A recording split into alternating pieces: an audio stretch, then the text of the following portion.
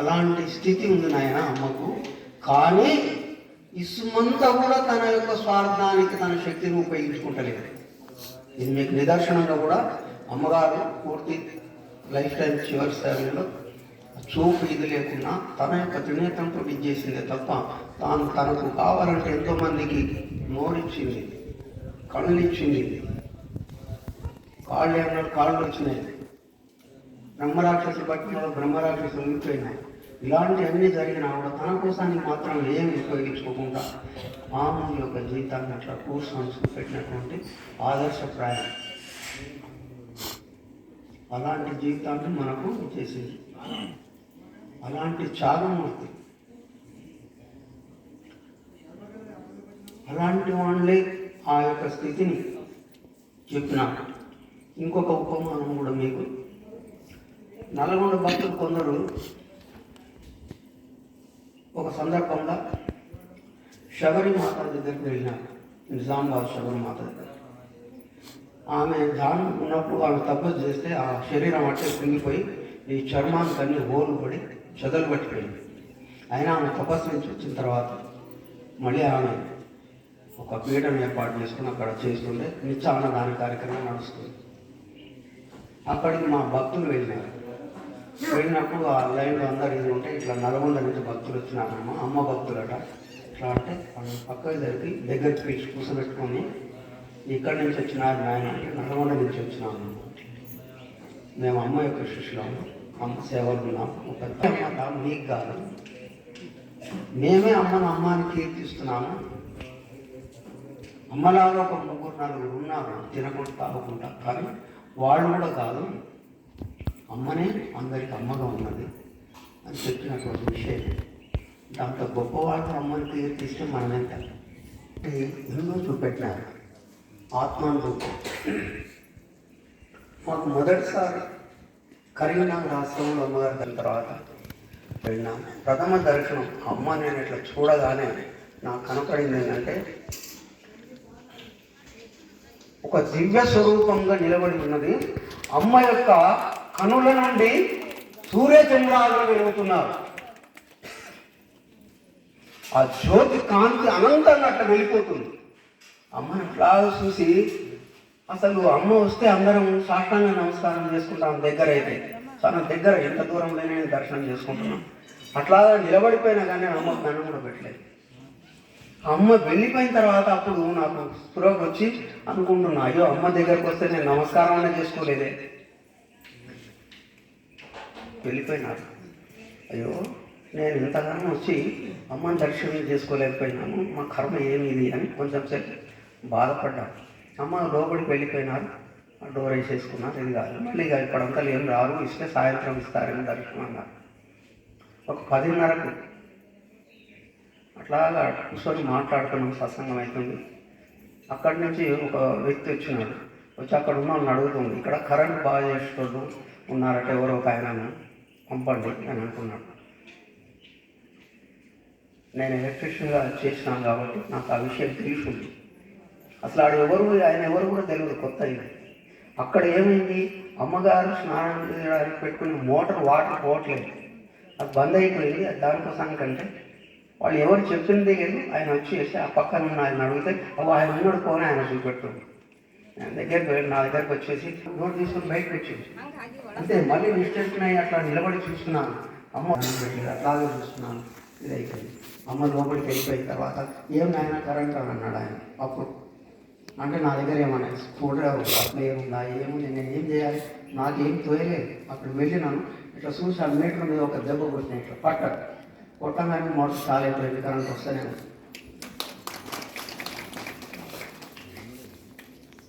మరి మనకేం తెలుసు?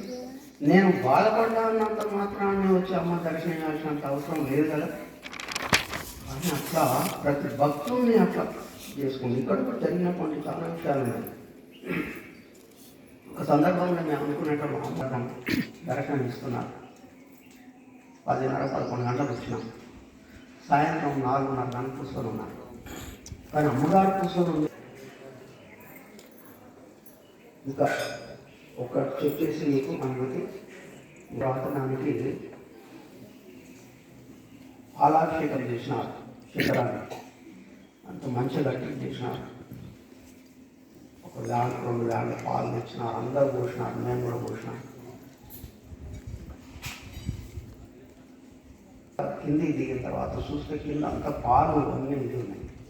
ఆ దాని మీద కూడా ఇదైతే మనసు ఏమనిపించింది, ఇంతమంది పైకెక్కి పోసినాం కదా, ఎంత మళ్ళీ పవిత్రమైపోయింది, తొక్కినాం కదా, ఇప్పుడు ఇది కడగాలంటే ఎన్ని నీళ్ళు, ఏదో ఒక అబ్బాయి అయ్యేది కాదు కదా, ఎంతమంది ఇప్పుడు మళ్ళీ సేవ చేయాలి అంటున్నాం. అనుకుని మేము భోజనానికి వెళ్ళిపోయినాం. అది ఎండాకాలం, వైశాఖ మాసం పాల్గొన మాసం ఇది అనుకుంటాను. బహుశా లోపలికి పోయి కూర్చున్నాం. మబ్బు వచ్చేసేది, వర్షం పడింది.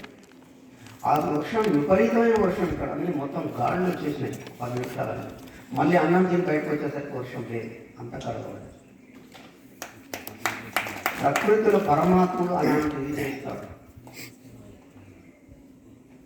మనమే అమ్మకు సేవ చేస్తారని, అమ్మే మనకు సేవ చేస్తుంది. ఇవన్నీ కడుతున్నారు, చేస్తున్నారు, మనం డబ్బులు ఇస్తున్నాం, ఇది చేస్తున్నాం, అది చేస్తున్నాం అనుకుంటారు. నీవేం చేస్తలేవు నాయన. నీకు అమ్మ సేవ చేసిన దానికి నీ పుణ్యం నిలబెట్టడం కోసానికి అమ్మకి సంకల్పం కల్పించి అవన్నీ చేపిస్తుంది. దాంట్లో నువ్వు తరింపజేసుకుంటూ చేసుకో. దేవశిల్పికి ఆజ్ఞిస్తే తెల్లారేసరికి అంతా కట్టడా? నీ డబ్బుతో అవసరమా? కోట్లు తెచ్చి పెడతా అన్నతో కూడా అమ్మ తీసుకోలేదు. ఇందిరాగాంధీ వస్తా అంటే ఒకరోజు మేము కరీంనగర్లో ఉన్నాం. చొక్కారావు మీటర్గాడు వచ్చిండు, అమ్మ నీ దగ్గరికి ఇందిరాగాంధీ గారు వస్తారు దర్శనాన్ని తీసుకుంటేందుకు, తీసుకొస్తామంటే అటువంటి వాళ్ళు ఇక్కడ రావద్దు అని. అదేనమ్మా అంటే ధర్మం కోసానికి పోరాడే వాళ్ళు కావాలి, కానీ అటువంటి వాళ్ళు ఇక్కడ లేదు నాయన. ఆమె కష్టకాలం ఉంది ముందు ముందు అని చెప్పేసి ఇంకా చాలా విషయాలు చెప్పినారు. ఈ ధోని తోటలేదు, మనం చేస్తున్నాం. మేము మిమ్మల్ని కోరేది ఒకటే, మీ భక్తిని నిలబెట్టుకోండి. మా ఫ్యామిలీ మెంబర్స్ ఉన్నారు, వాళ్ళతో అంటున్నాను ఏం చెప్పాలని. 2 పరిస్థితులు ఇలా అవుతుంది. ఒకటి చెప్పడానికి లేదు, రెండవది చాలా ఉంది. నాది సెకండ్ స్టేజ్ ఉంది. అమ్మ గురించి చాలా చాలా చెప్పడానికి ఉంది, ఫ్యామిలీలో జరిగిన సంఘటనలు. కానీ మొదటిసారి ఏం చెప్పాలంటే, లాస్ట్ ఇయర్ మా అమ్మ అంటే సొంత అమ్మ స్వర్గవాసం అయింది. ఆ తర్వాత మీరిద్దరు అక్క చెల్లెలు అంత అయిన తర్వాత వచ్చి ఇక్కడ ఉండిపోవద్దని అన్నారు.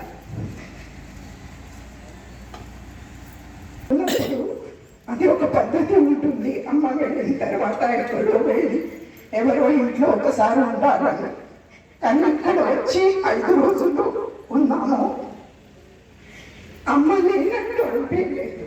ఇక్కడే అమ్మ పిలిచి మాకు బాగా చాలా మంచిగా అనిపించింది. అమ్మ లేదనే భావననే కాలేదు. అది ఈ సంవత్సరం కూడా అలాగే మా అమ్మ వార్షికమైన తర్వాత ఇప్పుడు అందరూ వచ్చాము. ఇప్పుడు కూడా అదే భావన ఉంది. అంటే అమ్మ అంటే స్పిరిచువల్ ఒకటి ఉంటుంది, ఒకటి ఆధారం అని ఉంటుంది, ఒకటి ప్రాబ్లమ్ సాల్వింగ్ ఒక ప్లేస్ అని ఉంటుంది. అంటే మా అందరి ఇంటి వాళ్ళకు అమ్మ అంటే ఒక ఫ్యామిలీ తీసుకోవాలని. కానీ ఎక్కడ వెళ్తే అక్కడ అమ్మనే అనిపిస్తుంది. అక్కడ ఉన్న మరి అమ్మ ఉన్నట్టే అనిపిస్తుంది, అమ్మనే దర్శనం తీసుకుంటాము అందరూ ఎక్కడ వెళ్తే అదే భావన ఉంది. ఇంకోటంటే అప్పుడు అంత ఎక్స్పోజర్ లేదు. ఇప్పుడు యూట్యూబ్ సాధు సంతులు శాస్త్రాలు గీత వేదాలు చెప్పేవారు, సిద్ధ పురుషులు సాధువులు సంతులు ఎలా ఉంటారు అని ఏదే క్యారెక్టర్ ప్రాపర్టీస్ చెప్తున్నారో అది వింటే, అది చదివితే, వాళ్ళ కీర్తనాలు ప్రవచనాలు వింటే అనిపిస్తుంది, అయ్యో ఇది అమ్మ మాది అలాగే ఉంది, ఇది ఉంది ఆ శాస్త్రాలు ఉందా, నాకు అది తెలియదు కానీ మా అమ్మ ఇలాగే ఉంది. అలా ఇప్పుడు అమ్మ మనకు ఫిజికల్గా లేకుంటే కూడా ఇప్పుడు తెలుస్తుంది, ఎక్కువ తెలుస్తుంది అమ్మ ఏమున్నదనేది. మరి ఇప్పుడు ఒక చిన్న సంఘటన, ఒకటి చిన్న చెప్పాలంటే, చిన్నప్పుడు చదువు అయిన తర్వాత నేను హాస్టల్లో ఉన్నాను. ఇంకా కొద్దిగా ఫ్రెండ్స్ జాబ్ వచ్చింది, ఫ్రెండ్స్ అన్నారు రాత్రి పడుకునేటప్పుడు అమ్మ నామస్మరణం చేసుకుంటూ పడుకోవాలమ్మా, అంటే రాత్రంతా అదే ఉంటుంది, దినమంతా మంచిగా ఉంటుంది, ప్రశాంతంగా బుద్ధి ఉంటుంది అని అన్నాడు. తర్వాత అనిపించింది అమ్మమ్మగా తెలిసింది నేను నావెల్ చదువుకుంటూ పట్టుకుంటున్నానని. అంటే ఇది చిన్న సంఘటన కానీ ఒక అమ్మలాగా మన పైన వాచ్ ఉంటుంది అమ్మది. చిన్న చిన్న మాటలు ఉన్నాయి, అది తెలుస్తుంది ఎంత ప్రేమ మన పైన ఉంటుంది. అలాగే మన ఇంటి అందరికీ అమ్మ అంటే అమ్మ.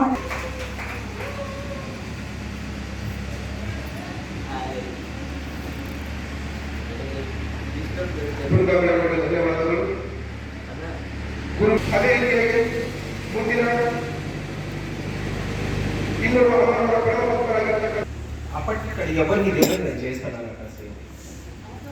మేము ఇక్కడ బయట నిల్చున్నాం. శంకరన్న చెప్పిండు లోపల దర్శనం అవుతుందమ్మా వెళ్దాము అంటే, మా ఫ్యామిలీ ఇక్కడే ఉండిపోయింది, పిల్లలు 2 ఆడపిల్లలు ఇక్కడ బయట ఉండిపోయింది. నేను లోపలికి వెళ్ళిన తర్వాత అమ్మ అక్కడ నిల్చొచ్చాను. అక్కడ బహుశా వాళ్ళు ఉన్నారో లేదో తెలియదు, నారాయణపేట వాళ్ళు 2 సిస్టర్స్ వాళ్ళు లోపల అమ్మకి చెప్తున్నారు ఒక డ్రాయింగ్ చూపెట్టి, అమ్మ ఈ మహామందిరానికి ద్వారం మేము చేపిస్తామమ్మ అని చెప్తున్నారు. అమ్మ మెట్ల పైన నిల్చున్నారు. అప్పటికి అది కన్స్ట్రక్షన్ పూర్తి కాలేదు. అమ్మ మెట్ల పైన త్రిశూలం పట్టుకొని నిలబడున్నారు. నేను ఆ దానిమ్మ చెట్టు దగ్గర నిలబడున్నా, కొంచెం 4 అడుగులు దూరం ఉన్నారు.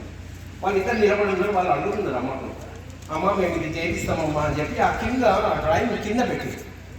అమ్మ త్రిశూలం పట్టుకొని చూసి అప్పటికి నేను ఏం చేస్తానో తెలియదు. ఇక్కడ ఎవరికి నేను ఏం బిజినెస్ చేస్తానో, జాబ్ చేస్తానో, ఏం చేస్తే ఎవరికి అసలు తెలియదు. నేను వచ్చిందే మొదటిసారి, నేను గుట్ట ఎక్కిందే మొదటిసారి. అమ్మ అక్కడ నిల్చున్న త్రిశూలం పట్టుకొని వాళ్ళు నాకు ఇది ఏం చేస్తే ఏందమ్మా అది అంటే, మహామందిరానికి ద్వారం మేము చేపిస్తామమ్మా అన్నారు. ఆ అక్క వాళ్ళు నాకు అప్పుడు ఇప్పుడు కనిపిస్తుంటారు, నమస్కారం చేస్తే వాళ్ళు పేర్లు తెలియదు. అయితే అది నక్షణ అంటే అవునమ్మా అంటే, అమ్మ ఇట్లా త్రిశూలం పట్టుకుని ఇట్లా చూసి ఈ నక్షణ నాకేమర్థమైతే అప్పుడు తెలియదు కదా సమీకి. అప్పుడు అంతే, ఇంకా అక్కడ బ్లాక్ అయిపోయింది, నాకు అర్థం కాలేదు. అది ఫస్ట్ అమ్మ నుంచి నేను విన్నది. అది అక్కడి నుంచి మాట్లాడుతూ ఆ బ్రహ్మద్వారం దగ్గరికి వెళ్ళినప్పుడు నాన్న ఏం చేసేదంటే, లోపలికి వస్తాను నేను అమ్మ అక్కడ దర్శనం పెట్టినట్టు లోపలికి పోయి వచ్చినాము. అమ్మ శ్రీకాకుళం చెప్పింది నిలబడి 4 అడుగుల దూరంలో నేను నిలబడి శంకరన్న ఉంటారు. అమ్మ ఏమన్నారంటే ఆ త్రిశూలం ఇట్లా పట్టుకొని అమ్మ సేవ చేస్తావా నాయన అని, సమయం దొరికినప్పుడు చేసుకుంటాము, ఆ సేవను వదలొద్దు అని చెప్పి. సరే అమ్మా, ఆ సేవ ఈ రోజు వరకు కంటిన్యూ చేసుకుంటున్నా. అది తర్వాత లోపలికి వెళ్ళి నిలిచినప్పుడు పెద్ద బాబుకు చిన్న బాబుకు 7 ఇయర్స్ గ్యాప్. పెద్ద ఆమె చిన్న ఆమె 1 ఇయర్ ఉంటే పెద్ద ఆమె 8 ఇయర్స్ ఉంది. అయితే నిలబెట్టినప్పుడు నాయన ఎవరో ఆశీర్వాదం ఇప్పిస్తుంది ఇక్కడ పక్కన నిలిచామంటే, నాకు నాయన నిలబడున్నారు. మేము 2 పిల్లలు తీసుకొని నేను మా మిస్సెస్ ఇద్దరు నిలబడినారు. అమ్మ ఏమన్నారంటే, మీ 2 పిల్లలు పైసలు చదివి విదేశాల్లో స్థిరపడతారు ఆయన అన్నారు. ఈరోజు 2 ఆస్ట్రేలియా ఉన్నారు. ఇది నా అనుభవం. అమ్మ ముందు చెప్పింది, అప్పుడే చెప్పింది.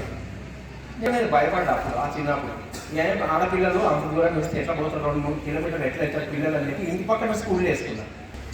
ఆ మాట అమ్మ చెప్పారు. ఇప్పుడు 2 అక్కడ పెళ్ళి అయిన తర్వాత నేను తీసుకొని వచ్చినప్పుడు నా ఆయన పక్కకు నిలబెట్టి వాళ్ళకు బట్టలు అంటే వస్త్రాలు ఆశీర్వాదం చేపించినప్పుడు అమ్మ ఏమన్నారంటే, ఎక్కడ ఉంటారంటే నాయన ఏమని చెప్పారంటే, ఆయన ఎవరు దొరికితే అంటే అబ్బాయి తీరు ఉండాలి అక్కడ, ఇంకో ఏదేం లేదు, మీకు కష్టం వస్తే మాత్రము అమ్మను అక్కడ ధ్యానం చేయాలి, అక్కడ ప్రత్యక్షం అవుతాము అని అన్నారు. అమ్మ ఈ వీడియో నా దగ్గర ఉంది. అందుకని మా పిల్లలకి ఈ రోజు కూడా నేను చెప్తాను, అమ్మ వరల్డ్ వార్ కానీ ఏమన్నా కానీ బద్దలు అయిపోయిన భూమి, అమ్మ మిమ్మల్ని తీసుకొని వస్తారు ఇక్కడికి. అదే విశ్వాసంతో సేవ్ చేస్తాను. అమ్మ గురించి చెప్పాలంటే చెప్పేటంత పెద్దదాన్ని కాదు నేను.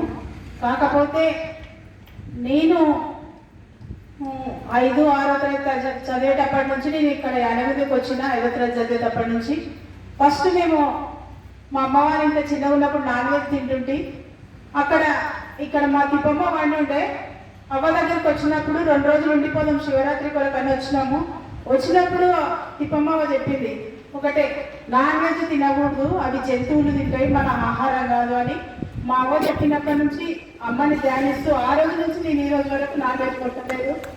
అదేవిధంగా మాకు ఏ కష్టం వచ్చినా అమ్మ అని చూస్తే ఆ రోజు కళలకు వస్తుంది అమ్మ మాకు.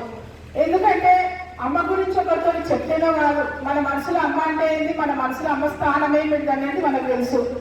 ఈరోజు ఈ స్థాయిలో మేము ఉన్నామంటే, ఒక వ్యవసాయ కుటుంబం నుంచి ఈ స్థాయికి వచ్చినామంటే దానికి మాకు నిల్వెత్తు అమ్మనే మాకు అన్ని విధాల. ఫస్ట్ మా పెళ్ళైన కొత్తల అమ్మ దగ్గరికి వచ్చినాం కానీ అమ్మ అనుష్ఠానంలో ఉంది, మాకు అమ్మ దర్శనం కాలేదు. కాకపోతే ఇక్కడనే పాదపూజ చేసి వెళ్ళినాము. తర్వాత నేను గర్భవతిని, కొడుకు పుట్టిండు కానీ ఉండనే వాడు చనిపోయిండు. అప్పుడు అనుకున్నా నేను, నాకెందుకు అమ్మ దర్శనం కానందుకు నా బిడ్డ నిలలేదా అనుకున్న 2 నెలలకి అమ్మ ఇక్కడికి వచ్చి దర్శనం చేసుకోండి అనుకున్న కొన్ని రోజులకే ఇక్కడికి వచ్చి దర్శనం చేసుకెళ్ళండి అని అమ్మ ఇక్కడ నుంచే పిలుపు వచ్చింది అమ్మ నుంచి. అప్పుడు మేమిద్దరం భార్యాభర్తలు ఇక్కడికి వచ్చినాము. వచ్చిన తర్వాత అమ్మ మాకు ఆశీర్వాదం ఇచ్చింది. ఆశీర్వాదం ఇచ్చిన అదే నెల మళ్ళీ కడుపుతోటి అయినా 12 ఆడపిల్ల పుట్టింది నాకు. అప్పటి నుంచి ఈ రోజు వరకు అమ్మది ఏ కార్యక్రమం ఉన్నా ఏది చేయాలనుకున్నా నా వంతు సహాయం చేస్తా, మా ఆయన ఇంకెక్కువ చేస్తాడు. అందులో కొంతము అదేమంటారు కదా, రాముని వెనుక దీనిలాగా ఉడతా భక్తిలాగా నేను కూడా ఆయన దాంట్లో కొంచెము పాల్గొంటా. అది కాకుండా మాకు ఏ సమస్య వచ్చినా, ఈరోజు సమస్య వచ్చింది అనే బాధపడి మేము పండుకుంటే ఆ రోజు పొద్దున్నే శివైన నుంచి మాకు పిలుపు వస్తుంది, రండి వచ్చి కాసి ఇక్కడ గాయత్రి యజ్ఞంలో కూర్చోండి అని. అంటే మాకు అక్కడ కష్టం వచ్చింది, ఇక్కడ అమ్మకు తెలిస్తే అమ్మ నా శివైన రూపంలో వచ్చి మాకు వీడికి వచ్చి కాసి గాయత్రి హోమం చేసి వెళ్ళండి, మీకు ప్రాబ్లం సాల్వ్ అవుతుందని నేను అనుకుంటా. నేను ప్రతిసారి అదే అనుకుంటా. ఏ కష్టం వచ్చినా ఈయనకు యానగుంద నుంచి పిలుస్తారు, కంపల్సరీ వచ్చి అమ్మ దగ్గరికి అయినామంటే ప్రశాంతంగా ఉంటుంది అనుకోసి వస్తాము. ఇంకా ఇన్ని రోజులు ఈ 5 సంవత్సరాలు రాజకీయంలో పడి కొద్దిగా అమ్మకు టైం కేటాయించలేకపోయినా ఇప్పటి నుంచి నేను ఉన్నంత వరకు కూడా అమ్మకు టైం కేటాయిస్తా. నా పిల్లలు కానీ మా ఆయన కానీ ఎప్పటికీ కేటాయిస్తూనే ఉంటాడు. అదేవిధంగా మాకు అమ్మ ఆశీర్వాదం నుంచి ఈరోజు మా పిల్లలు కానీ మేము కానీ ఒక స్థాయిలో ఉన్నాము. అట్లని ఇంకా ఇంతకెక్కువ నేను చెప్పలేను. అమ్మ గురించి ఎంతో ఉంది మా మనసులో, చెప్పాలంటే మాటలు కూడా రావు. ఆయన 50 సంవత్సరాలు అమ్మగారు సేవ చేసిండు. వెంకటరెడ్డి, మధ్యపాటి, భూరుపల్లి, రామరెడ్డి, గంజపన్నప్ప, సూగప్ప, ఇక్కడ అంతా ఒక 10 మంది సభ్యులు. అప్పటి వాళ్ళు అంతా 60 సంవత్సరాల కిందట మంది వాళ్ళు. అమ్మకు అన్నగా ఎప్పుడు తోడుగా శ్వాస పెట్టుకుంటాడో వాళ్ళు అట్లా పనిచేసిండ్రు. వాళ్ళని దేశం చేసుకుంటాం. మేము అన్నదమ్ములం కంటిన్యూగా ఇప్పటికి 40-50 సంవత్సరాలు అయితే కూడా ప్రతి వారం మేము తప్పక ఇక్కడ ఉంటాము. ఒక మా దగ్గర మా అమ్మ తోట దగ్గర వచ్చి ఒక 40 సంవత్సరాలు అనంతానం చేసింది మా సొంత తోట దగ్గర. అక్కడ 40 దినాలు చేసిన తర్వాత ఇంటికి వచ్చిన తర్వాత పూజ చేయించుకొని ఈ పీఠ నా అమ్మడి గోళ్ళ వెంకటరెడ్డి అని చెప్పింది. చిన్నగా జ్ఞాపకం ఉంది ఇప్పటికీ. స్వామి గారికి ఈ మాట ఎప్పుడు చెప్పడం నేను, ఈ రోజు సందర్భం వచ్చింది చెప్పాలని మనసుతో చెప్తున్నా నేను. ఇక కిత్తప్ప సార్ అన్నాడు, అక్కడ ఏదైనా ఒక స్థానంలో నిలబెట్టాలి నేను అని కూడా అన్నాడు. మా అన్నకు కూడా తెలియదు ఈ సంగతి. ఇంకొక విషయం, మా అన్నగారు 2 సంవత్సరాల కింద యాక్సిడెంట్ల కింద పడితే 30 లక్షలు ఖర్చు అయినాయి. శివస్వామి, సూర్యనారాయణ, కిట్టప్ప సార్ ఆధారం తీసుకొని 90 నీకు రైతుల్లో మీ అన్న హాస్పిటల్లో అని చెప్పి అప్పుడు ఏడ్చుకుంటాను నేను. భక్తితో ఇక్కడి నుంచి పోయినా ఆధారం ఇచ్చిన 21 రోజులు మాటలు లేదు, ఓసలు లేదు అని చెప్పి 25 లక్షలు ఖర్చు అయినాయి. మళ్ళీ పిల్లల పెళ్లి ఫిక్స్ అయితే తర్వాత డేట్ చేంజ్ చేసి ఇక్కడనే చేసిండు. అమ్మగారు మాకు అందరూ ఆరోగ్యంగా కష్టపడ్డా కూడా మనం అమ్మగారు ఇడిచిపోరాదు ఎవరు. ఎంత లేకపోతే అందరూ అమ్మకే కష్టం వచ్చింది, మనకు అందరు కష్టం రాంది ఎవరు తప్పలేదు. కానీ మనం పట్టుకున్న పట్టుని ఎవరు ఇవ్వరాదు. ఎంతోమంది ఈరోజు పాదయాత్ర నుంచి వచ్చిండ్రు, మన దగ్గర నుంచి చూడడానికి కూడా రాదు. వాళ్ళు ఎంత కష్టపడి పాదయాత్ర నుంచి నడుచుకుంటున్నారు. మన ముందు కిందికి కూడా రాని ఇంత దగ్గర మనం ఉండి కూడా ఎంత దూరం నుంచి వస్తున్నాము, మనం చూసేది మనం నేర్చుకున్నాను అని అమ్మగారికి మనకు ఎంతో ప్రార్థన చేస్తుంటాము. ఎప్పుడూ కలవకుండా మనం ఉండలేము. రాత్రి పౌరులు అమ్మ విషయంలో ఉండే ఉంటామని నాకు 2 మాటలు ఇచ్చినాయి. కస్తూర్బా ఆశ్రమం కూడా స్వామి అమ్మ చెప్పింది ప్రయత్నం చేయాలంటే ఇప్పుడు పెద్ద లెవెల్కి వచ్చింది. మొన్న ఒక 90,000 ఇచ్చిండు ఖర్చు లేనికే. ఎక్కడి నుంచి వస్తుండదో కోట్ల పని నడుస్తున్నది, ఎవరికి తెలియదు. అమ్మ తర్వాత ఏమైతుంది ఏం లేదా అందరి భయం ఉండే. ఇప్పుడు పని ఎక్కువ నడుస్తున్నది, ఎక్కడ వస్తుందో ఎక్కడ పోతుందో మనకు ఎవరికి ఉన్నోళ్ళకే తెలియదు. ఆ పరమాత్ముడు ఎక్కడ పోతున్నాడని మనం అందరం గ్రామం చేస్తున్నాం. అందరం మంచి అమ్మ పాతల మీద నడుచుకొని పోవాలని నేను ఒక 2 మాట్లాడిన కొరకు అందరికీ నమస్కారం చెప్తున్నాను.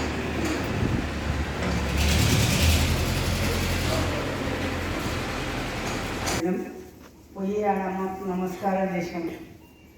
శాస్త్రంగా నమస్కారం చేస్తే అమ్మోళ్ళు అడిగింది, ఏం సత్యమా వీళ్ళు ఎవరు అని అడిగింది అమ్మ. అంటే మా ఊరి మంగళూరుల పిల్లమ్మ అని చెప్పింది. చెప్తే అమ్మ నాది ఏ కులం అయితే ఏమమ్మా, గుణంతో కారణము అంటానే అన్నారమ్మ. అంటే ఏం పేరమ్మా మీ పేరు అని అమ్మ అడిగింది. అంటే నేను భయంతో ఏం చెప్పలేకపోయినా, పక్కకు జరిగిన మా సత్యమ్మ పక్క. అయితే అమ్మ ముందుకు రామ్మా, ముందుకు వచ్చి చెప్పు ఏం పేరు అంటే మెల్లగా ఈశ్వరం అమ్మ అన్న. అట్లానా, మరి ఈశ్వరం దాకా తయారవుతావా అంటాను అన్నారమ్మ. అంటే అమ్మ అట్లమ్మా అమ్మ ఆశీర్వాదం అంటాను అన్నాను. అట్లా మేము అమ్మ దగ్గరికి కరీంనగర్ పోయినప్పుడు ఫస్ట్ అమ్మ కరీంనగర్ ఉన్నప్పుడు అమ్మ దర్శనం తీసుకున్నాం. తర్వాత అమ్మ ఏం చెప్పిందంటే సత్యమామతోటి ఇక్కడ వెంకటరమణ స్థాపన ఉండే, సత్యమామి షాపూరులో దొరికిపోయి అక్కడంతా రాయి ఉన్నది, అదంతా శిల్పంతా ఎత్తి కింద పోయాలి, అక్కడ సాగు చేయాలి, స్థాపన అయ్యేది. ఇంకో 20 రోజుల టైం ఉంది సత్యమ్మ అని చెప్పినుండే. చెప్తే అమ్మలు చెప్తే సరే అమ్మ ఆటనని షాపూర్కి వచ్చి అందరూ భక్తులు ఒక 20-25 మంది అందరం వచ్చి 20 రోజులు ఇదంతా ఎక్కిపోసి అమ్మ 3 రోజులు అయినా అమ్మలు ఇక్కడ వచ్చిండ్రు స్థాపనప్పుడు. ఇంకా మేము ఆ స్థాపనప్పుడు ఇక్కడ అమ్మ సేవ చేసినాం. సద్గురు రూపరేఖ హింసా యోగేశ్వర వీరధర్మజ మాత కీ జయ.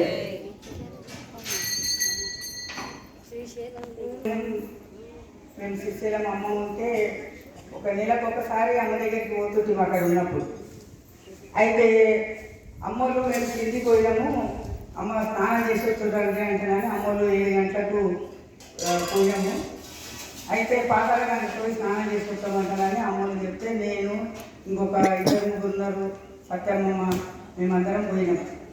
పోయి స్నానం చేసినాము. స్నానం చేసి మళ్ళీ పైకి వచ్చినాము. 11:30 అయిపోయింది. అప్పుడు బాలకృష్ణ వాళ్ళందరూ కూడా కరీంనగర్కి వచ్చిన రోజు అది పైన ఉన్నారు, మేము వచ్చినాము.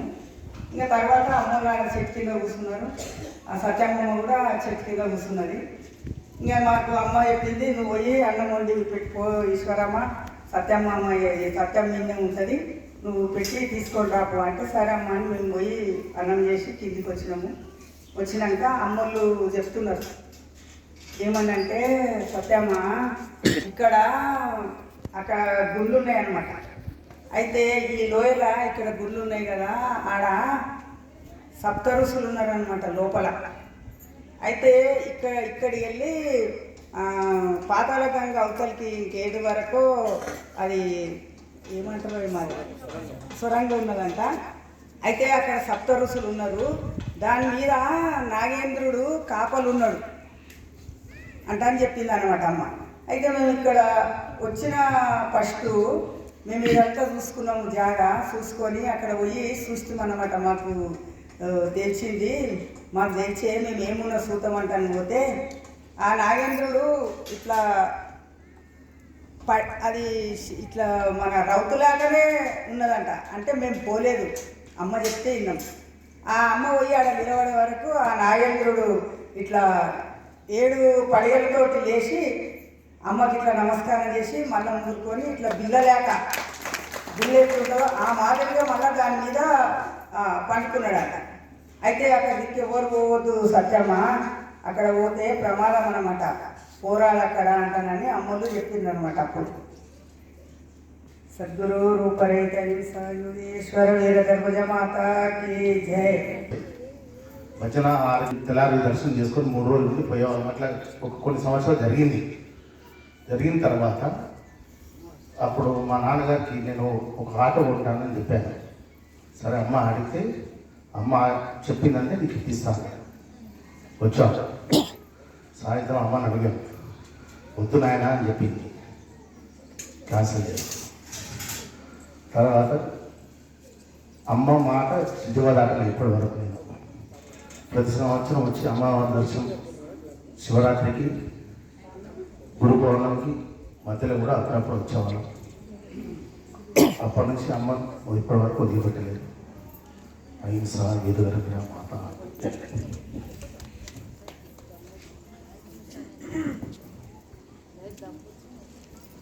వెంకటేశం అన్నారు, వీరికి ధన్యవాదములు.